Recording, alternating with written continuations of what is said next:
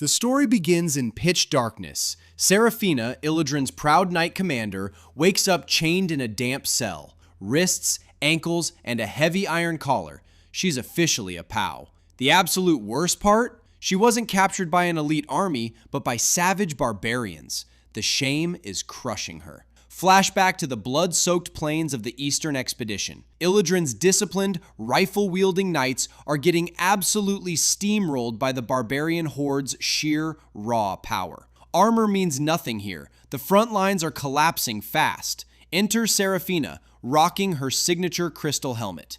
Seeing her volunteer troops wiped out, she stays ice cold. She orders a tactical fighting retreat, desperately carving an escape route through the enemy lines with her sword to get as many of her boys home alive as possible. But then, the final boss steps onto the battlefield, Vior.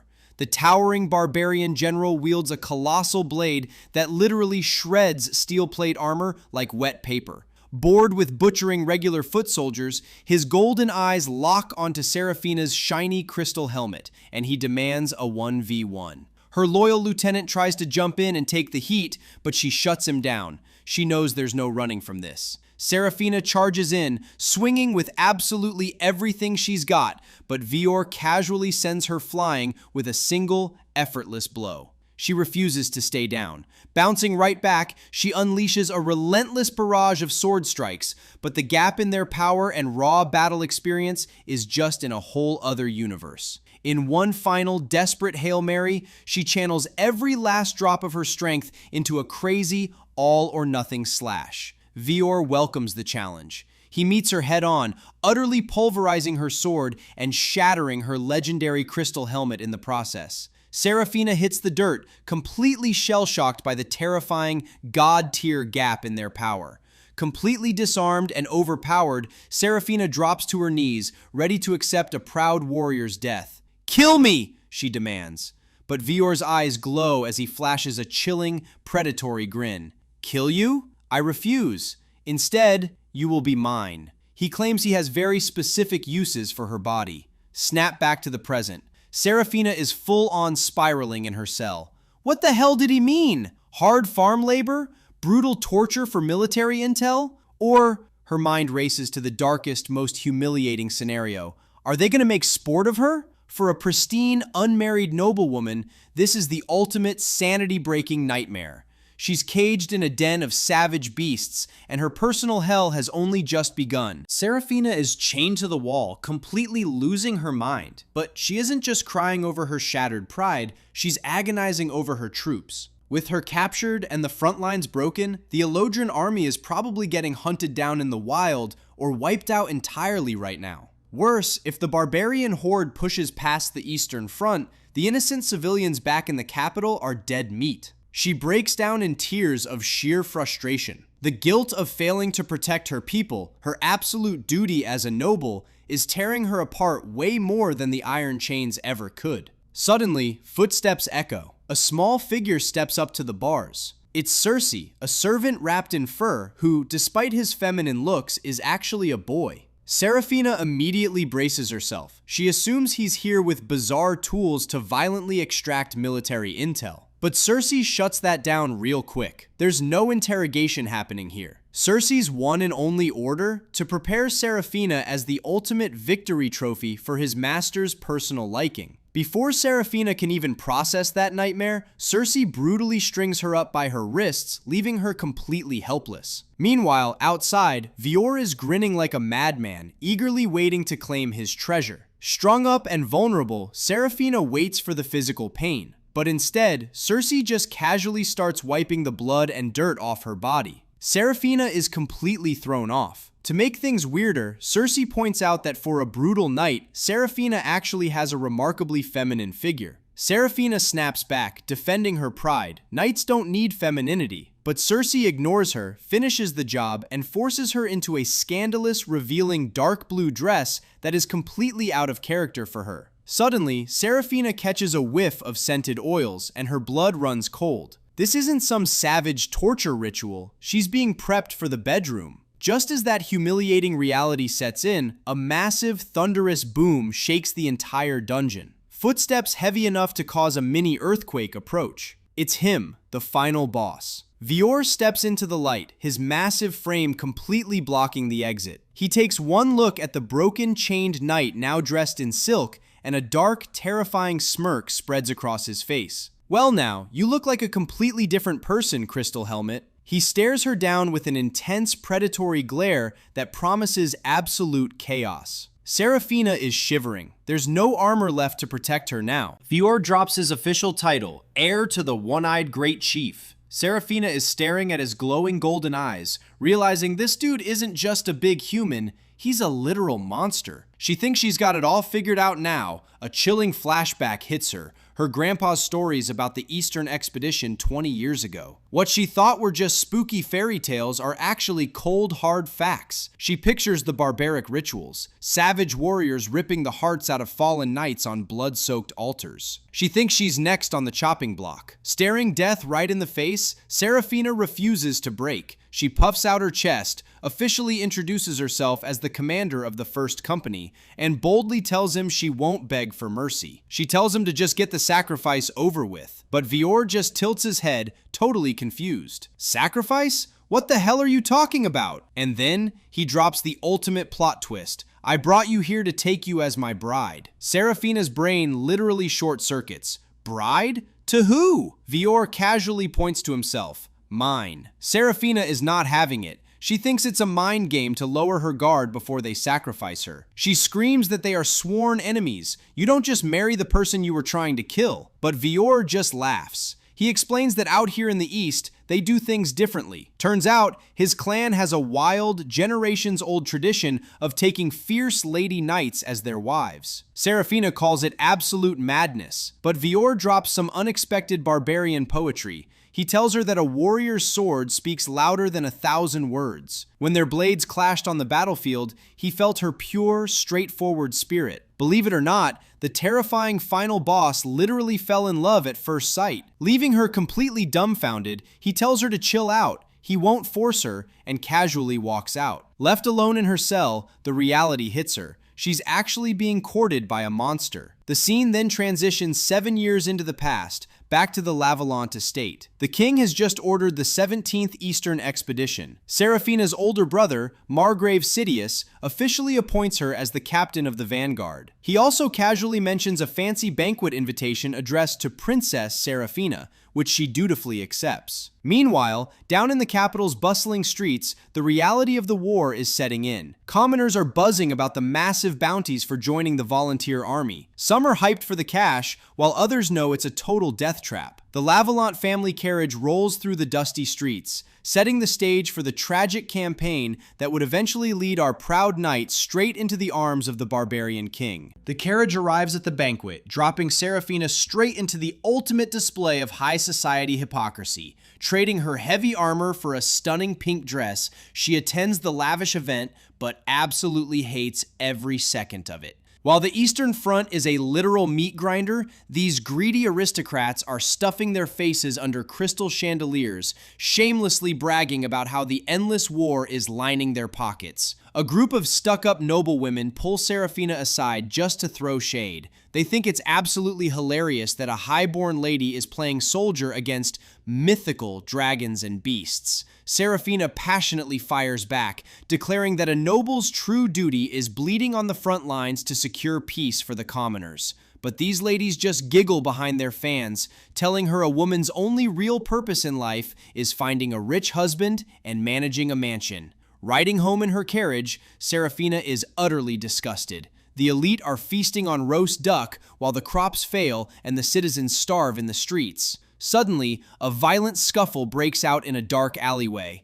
Desperate thugs are attacking innocent people for scraps. Without a second thought, Seraphina leaps out of the carriage, draws her blade while still wearing her massive dress, and effortlessly kicks their butts. But when the beaten thugs break down crying, screaming that they're just starving to death, her knightly anger melts into pure empathy. Showing absolute class, she tosses them her priceless jeweled necklace to buy bread. She looks them in the eye and swears she will conquer the East so no one in her kingdom ever has to go hungry again.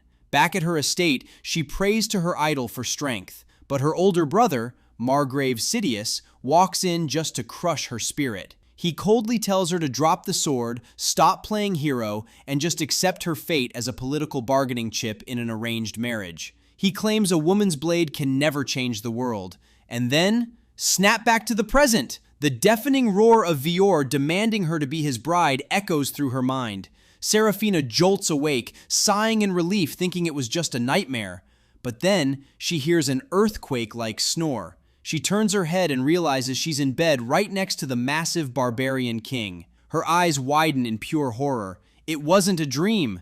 Waking up a captive is bad enough, but waking up next to a fully nude barbarian warlord is peak trauma. Serafina snaps awake, losing her mind when she spots Vior chilling in his birthday suit. He casually notes it's his room, so obviously he sleeps naked. But then he drops a bomb, teasing her about her wild energy after what happened last night. Serafina's brain short-circuits. Having zero memory of the night, her nightly panic sets in. Convinced she's destined to bear the enemy's child, she grabs his massive sword and demands he end her life right there. Vior effortlessly swats her away, genuinely baffled. Why the rush to die? Serafina launches into a dramatic, tear-filled monologue about the shame of defeat, captivity, and the ultimate disgrace of attacking a naked, unarmed man. To a proud, noble knight, this is a fate far worse than death. She begs him to put her out of her misery. Vior's reaction? He just sighs heavily, completely failing to understand why she's making a massive deal out of absolute knightly nonsense. Cersei suddenly strolls in with Vior's dry clothes, destroying the dramatic mood to drop the actual truth. Serafina didn't have a wild night of passion, she had a terrifying medical emergency. The sleeping drug used to kidnap her was a heavy-duty paralytic poison meant for giant barbarians. She puked and passed out cold, so Vior laid her in his bed to recover. No assault, just a massive misunderstanding. Getting dressed, Vior casually notes he couldn't exactly let his future wife die from a botched dosage. Mortified that she threw a hysterical fit over a medical mix-up, Serafina turns bright red, screaming for a sword to beat some sense into him. Completely unbothered, Vior chuckles at her fiery energy and leaves to get breakfast ready. But once she's alone, her tough exterior shatters. A painful flashback reveals her tragic past. Her grandfather deeply lamented her overwhelming sword talent just because she wasn't born a man. Furthermore, her brother Sidious constantly pressured her to drop the knight act and marry off. That's the ultimate irony of her life. Her own kingdom dismissed her skills because of her gender, but Vior? He fell head over heels precisely because of the profound sincerity and raw strength of her blade. It was genuine love at first clash. But for Serafina, who spent her entire life burying her femininity to be respected as a true warrior, suddenly being fiercely desired by a barbaric warlord is literally the absolute worst plot twist imaginable. Serafina steps out, fully bracing herself for the ultimate prisoner treatment.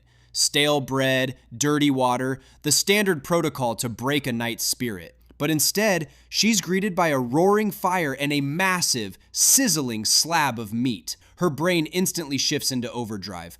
Why is a warlord serving her a royal feast? Convinced this is a psychological trap to tame her, she dramatically declares she'd rather go completely hungry than accept barbarian charity. It's a powerful, noble stance, ruined a second later by her stomach growling louder than a war horn. Mortified, she demands he just end it right there.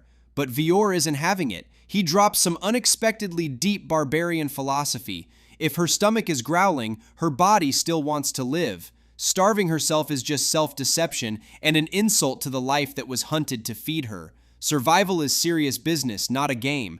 He tells her to shut up and eat, so she takes a hesitant bite. Instantly, her world explodes. The meat is ridiculously tender, bursting with savory juices, and packs a flavor profile she's never experienced. It's glorious. As she's losing her mind over how good it is, Cersei leans in with a reality check. Vior didn't just find this meat, he went out and hunted it solo specifically to welcome her. In Western terms, Vior is basically royalty, making this an incredibly high honor banquet. Serafina's knightly code is suddenly put in a bind.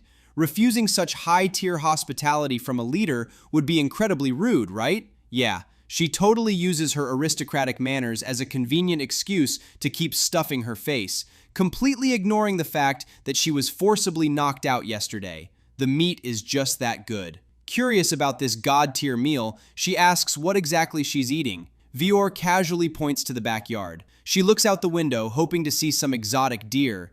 Instead, she sees his men carving up a literal, massive, scaly dragon. Serafina absolutely loses her mind. In her homeland, dragons are legendary, sky-ruling, fire-breathing nightmares. To Vior, it's just Tuesday. He calmly explains that this breed is different, a common pest they hunt regularly. Even as she's having an existential crisis over eating a mythical beast, she physically cannot stop chewing. Amused by her shock, Vior drops a new challenge. He wants to take her outside to show her something on the mountain. When she hesitates, terrified of walking into a land filled with nightmare creatures, Vior smirks. What's wrong?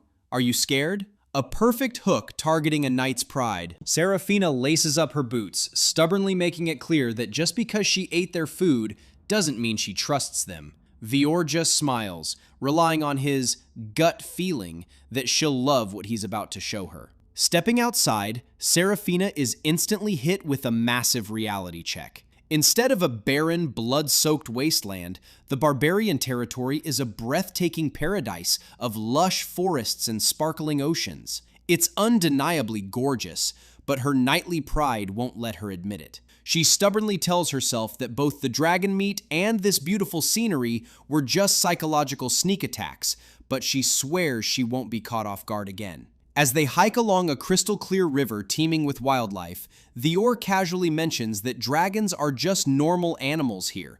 Leave them alone, and they chill. When Serafina doubts she can ever get used to this crazy ecosystem, Vior smoothly teases that she already got pretty used to eating one for breakfast. Before she can argue, they arrive at a stunning, towering waterfall. Serafina is completely mesmerized. She tries to act tough, claiming her homeland has great sights too, but a quick memory of her dusty, barren kingdom forces her to silently take the L. Vior gently admits he just wanted to share the view with her. It's actually a really sweet, romantic moment, until he completely ruins it by announcing the second reason they came here. Without a single second of hesitation, Vior rips his shirt off. Serafina's brain blue screens all over again. Why is he naked again? Vior points out the obvious. They're at a watering hole, so obviously it's bath time. Serafina screams about the indecency of mixed bathing, outright refusing to engage in such shameless barbarian practices. But then, Cersei delivers a brutal, emotional, critical hit. Staring blankly at the proud knight, the androgynous attendant bluntly points out that Serafina is starting to stink. Without proper bathhouses, a quick wipe down from last night isn't going to cut it anymore. To make matters worse, Serafina realizes Cersei is already standing right there next to Vior in a bathing wrap, completely unbothered by her panic. They explain they tagged along specifically to keep Serafina safe while she bathes. Serafina scoffs, assuming it's just to prevent her from escaping. But Cersei clarifies, it's to protect her from the local wildlife. Right on cue, massive, terrifying lizard monsters emerge from the water right next to her. Cersei promises they are completely docile, but Serafina isn't sticking around to find out. She grabs a towel and sprints for her life into the woods. However, once she finally stops to catch her breath, a terrifying realization hits her. In her blind panic, she left all her clothes and boots back at the waterfall. Now, she's stranded in a monster-filled forest, wearing absolutely nothing but a towel. Stranded and freezing, Serafina regrets every life choice. Suddenly, footsteps approach. Panic mode activated. Her mind races, picturing a feral, axe-wielding savage ready to end her. She shuts her eyes, completely bracing for absolute doom. She screams at the shadow, but as he steps into the sunlight, her jaw drops. It's Vior, fully clothed, clean-shaven, and looking ridiculously handsome like a flawless noble knight. While she's completely stunned, he casually drops a lore bomb. His mother was a Western knight. Before she can even process it, a freezing breeze hits. Noticing she's about to freeze, Vior steps in way too close to check her forehead for a fever. Serafina's mind completely short-circuits. As a hardcore warrior who dedicated her life to the sword, she has zero experience with men, and this kind of physical proximity is practically fatal. Deciding she can't safely walk down the mountain like this, Vior apologizes and suddenly scoops her up in a textbook effortless princess carry. She is completely powerless and internally screaming. When Cersei finally finds them, Veor cheekily jokes that he didn't realize all it took to make his future wife blush like a maiden was a clean shave. That is her absolute breaking point. Screaming that she is a maiden, Seraphina channels all of her furious knightly strength and slaps him directly across the face. Veor's reaction? Sporting a bright red handprint, he just laughs out loud, totally impressed by her raw power. On the awkward walk back, Seraphina desperately tries to recover her tough persona, angrily blaming him for dragging her to a literal monster den. But Cersei instantly shuts that down, revealing that Veor actually patrols these areas specifically to keep the dangerous creatures away. Veor gently admits he fully intended to stay by her side to protect her, but she ran off in a panic. Realizing he's actually a highly responsible and decent guy, Seraphina's defenses finally soften. Veor smoothly adds that taking a slap was totally worth the price to see her cute, flustered side. Blushing hard, she claims she'll forgive him just this once because the waterfall was pretty. Deep down, she secretly admits to herself that he looks incredibly good without the beard. But of course, the universe hates her. Fast forward a few days, and Seraphina looks absolutely dead inside. Why? Because she's staring blankly at Veor, who has somehow already regrown his full, scruffy barbarian beard. She internally screams in utter despair. Dear Mom and Dad, today might be the day I punch my ticket to the afterlife. Seraphina is sweating bullets. She's completely surrounded by a horde of barbaric warriors looking like straight-up monsters from a nightmare. They're hyping each other up, literally arguing over who gets first dibs on cracking her famous crystal helmet. Sarah is shook to her core, convinced this is her execution day. But instead of a beheading, Veor casually drops a massive tactical bombshell. He points out Lakeside Village, their largest settlement and the headquarters of the Great Chief. Seraphina's jaw hits the floor. Why on earth is he handing over highly classified military intel to an enemy POW? If she escapes, her kingdom could wipe them off the map. Veor just bursts into a booming laugh. He ain't worried. He leans in and cockily claims that she's already too enchanted by his handsome, clean-shaven face to ever betray him. Sarah immediately turns beet red, flashing back to when he carried her looking like a total stud. She defensively stammers that she was just confused. As they stroll down to the village with the kid Cersei tagging along, Seraphina tries to brush it off, calling Veor childish. But the Barbarian King's confidence is off the charts. He smoothly doubles down, swearing that she's gonna fall head over heels for him and gladly become his wife. Seraphina is practically short-circuiting from his relentless riz, wondering where the heck this guy gets his ego. Meanwhile, Cersei is third-wheeling hard, thinking they already bicker exactly like an old married couple. But the rom-com vibes die instantly when they hit the village. An absolute massive mob of heavily armed,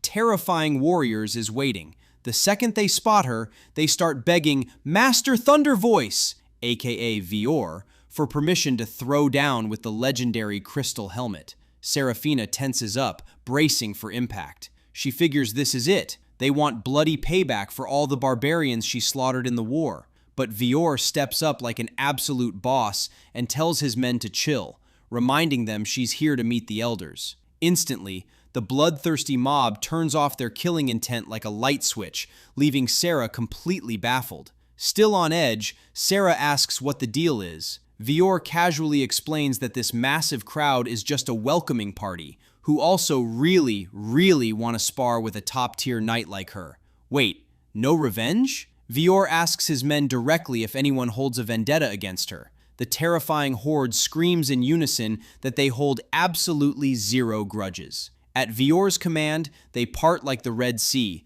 creating a clear path. Seraphina is still super suspicious, assuming they're just holding back because Veor ordered them to. But, gathering her knightly courage, she steps forward into the belly of the beast. Seraphina steps up, ready to throw hands. She's the knight commander of the Eastern Expedition, and she ain't backing down. But instead of drawing their weapons, the barbarian horde starts fanboying? Yeah, you heard that right. They completely switch up, praising her epic martial arts from their last battle. Suddenly, the respect turns into outright thirst. These massive warriors start hollering about how beautiful she is, wishing she was their wife, and talking about her bearing strong kids. Serafina's brain practically short-circuits. She screams, reminding them she's literally an enemy commander. But Vior just smiles. Like he said, no grudges. These guys just respect pure strength. Vior drops some wisdom. His people value those who are strong and have a good heart.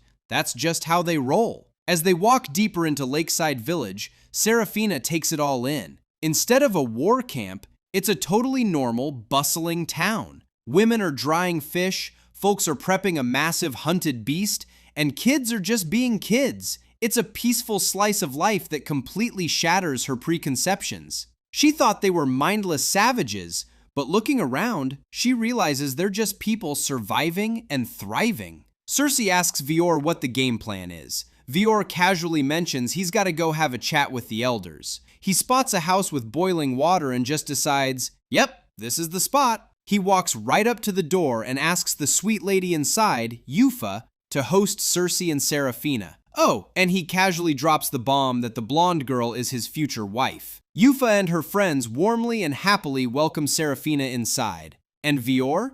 He just gives a casual wave and dips out, leaving Cersei to get everyone settled. Classic. Once they get settled inside, Cersei apologizes for Vior abruptly dumping them there. Serafina, trying to keep her noble composure, brushes it off. Yufa, being the ultimate host, decides to brew some medicinal tea. This is where Sarah gets another reality check. A little boy expertly fetches the herbs, while the little girls handle the firewood and stoke the fire. Serafina watches their footwork and discipline, mind blown that these tiny kids already have the solid foundation of seasoned warriors. Yufa hands her a cup. Sarah takes a sip and her eyes light up. It's amazing! Cersei is shocked a high-class noble likes their rustic brew, but Sarah is hooked. The tea is incredibly refreshing, soaking into her body like magic. When Cersei reveals the herbs are premium goods traded from the spirits of the sacred tree, Sarah doesn't even hesitate.